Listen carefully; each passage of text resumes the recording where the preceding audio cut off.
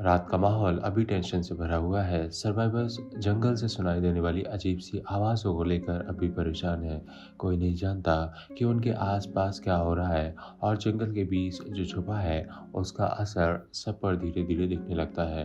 Cat, Charlie, Syed, Sanon, बूने और Sawyer जंगल से वापस लौट आते हैं, लेकिन जो उन्होंने माउंटेन पर देखा और सुना उसने उन्हें और भी ज़्यादा टेंशन में डाल दिया है। फ्रेंच ट्रांसमिशन जो पिछले 16 साल से आइलैंड पर रिपीट हो रहा है, उसने सबके दिमाग में नए सवाल खड़े कर दिए हैं। ये आइलैंड सिर्फ एक नॉर्मल क्रैश साइट नहीं लग रही, सब कुछ अजीब और मिस्टीरियस लग रहा है। दूसरी तरफ जैक बीच पर मार्शल की देखभाल कर रहा है, जो अभी सीरियस कंडीशन में है। जैक कंफ्यूज्ड है कि मार्शल बार बार केट का नाम क्यों ले रहा है। क्या केट सच में डेंजरस है? ये बात अब जैक के दिमाग में भी एक अलग टेंशन क्रिएट कर रही है। सुबह का सूरज निकलता है और नए दिन के साथ नए चैलेंज सामने आते हैं। सर्वाइवर्स अब तक समझ चुके हैं कि उनका यहाँ से निकलना आसान नहीं होगा। पानी की कमी अब और ज़्यादा होने लगी है और खाना भी कम हो रहा है। लॉकी एक अलग ही दुनिया में दिखाई दे रहा है। वो एकदम साइलेंट है, लेकिन उसके चेहरे पर एक अजीब सी शांति और कॉन्फिडेंस दिख रहा है। उसके हाथों में एक छोटा सा छुरा है जिससे वो लकड़ी काट रहा है। कोई नहीं जानता कि वो अंदर से क्या सोच रहा है। क्लेयर जो प्रेग्नेंट है उसे ज़्यादा ख्याल की ज़रूरत, लेकिन रिसोर्सेस लिमिटेड हैं। हार्ले और माइकल नए लोगों को समझाने की कोशिश कर रहे हैं, लेकिन हर किसी का एटीट्यूड अलग है। जैक अब भी सर्वाइवर्स का अनऑफिशियल लीडर है, लेकिन उसके अंदर भी अनसर्टेनिटी है। उसे नहीं पता कि वो सबको कैसे हैंडल करे।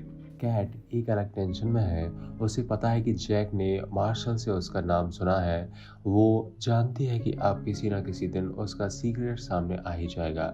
जैक अभी तक कुछ नहीं कह रहा, लेकिन उसके चेहरे पर कंफ्यूजन दिख रही है। तभी मार्शल होश में आता है और जैक से कहता है कि उसे एक काम करना होगा। वो चाहता है कि जैक उसे मार दे, क्योंकि उसकी कंडीशन अब सुधरने वाली नहीं है। जैक इस बात से शॉक हो जाता है। वो एक डॉक्टर है, उसका काम लोगों की जान बचाना है, मारना नहीं। लेकिन मार्शल का दुख देखकर उसके मन में कॉन्फ्लिक्ट आने लगता है। क्या उसे मार्शल की बात मान लेनी चाहिए या नहीं? ये सोचकर जैक और भी ज़्यादा कंफ्यूज हो जाता है। दूसरी तरफ सैयद मार्शल से मिलने जाता है। उसका अपना अलग एटीट्यूड है। वो मार्शल से बात करता है और एक पॉइंट पर उसके दुख से परेशान हो जाता है। उसे लगता है कि जैक अननेसेसरीली इस केस को खींच रहा है। वो मार्शल की दुख भरी हालत देख नहीं सकता और अपनी गन से उसे मारने का फैसला करता है। लेकिन जब वो गोली चलाता है तो वो एग्जैक्ट स्पॉट पर नहीं लगती जहां लगनी चाहिए थी और मार्शल तुरंत नहीं मरता। वो और भी ज़्यादा पेन में आ जाता है। ये देखकर जैक और भी ज़्यादा गुस्से में आ जाता है और सैयद से कहता है कि उसने बिना सोचे समझे ये काम क्यों किया। मार्शल का दुख अब और ज़्यादा बढ़ चुका है। आखिरकार जैक को ही उसकी सफरिंग ख़त्म करनी पड़ती है और ये करते वक्त उसके अंदर एक अजीब सी गिल्ट आ जाती है। सैयद भी साइलेंट हो जाता है और इसे रियलाइज़ होता है कि उसने गलत काम किया है। ये सब देखकर केट और भी ज़्यादा टेंशन में आ जाती है। उसे लगता है कि अब जैक उस पर शक करेगा और उससे दूर हो जाएगा। बीच पर अब सर्वाइवर्स की लाइफ एक रूटीन में आने लगी है, लेकिन हर किसी के अंदर एक टेंशन चल रही है। सैयद एक रेडियो बनाने की कोशिश कर रहा है ताकि वो सिग्नल भेज सके, लेकिन उसे अब तक सक्सेस नहीं मिली। लॉकी अब और भी ज़्यादा मिस्टीरियस लगने लगा है। वो जंगल में जाकर कुछ कर रहा है, लेकिन किसी को नहीं पता कि उसका एग्जैक्ट प्लान क्या है। माइकल और वॉल्ट का बॉन्ड अब थोड़ा इम्प्रूव हो रहा है, लेकिन दोनों के बीच अब भी इमोशनल डिस्टेंस है। पुणे और सैनन के बीच एक टिपिकल सिबलिंग रिवलरी चल रही है।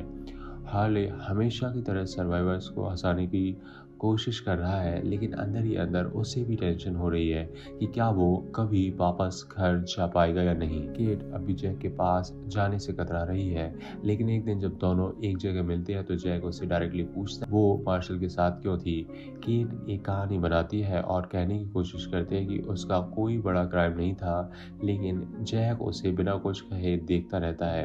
वो जानता है कि केट कुछ छुपा रही है, लेकिन अभी वो उससे इस बारे में और ज़्यादा सवाल नहीं करता।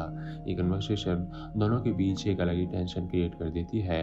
जैक समझ नहीं पा रहा कि वो केट पर ट्रस्ट करे या नहीं, और केट ये नहीं समझ पा रही कि वो अपना पास्ट जैक से शेयर करे या नहीं। जंगल में लॉकी एक अलग ही दुनिया में दिख रहा है। वो एक अलग लेवल का कॉन्फिडेंट लग रहा है, जैसे उसे आइलैंड की मिस्ट्री के बारे में कुछ पता हो। एक दिन जब वो जंगल में जाता है तो उसके सामने एक वाइल्ड वॉर आ जाता है। सबको लगता है कि वो डर जाएगा, लेकिन लॉकी एकदम कंपोज रहता है।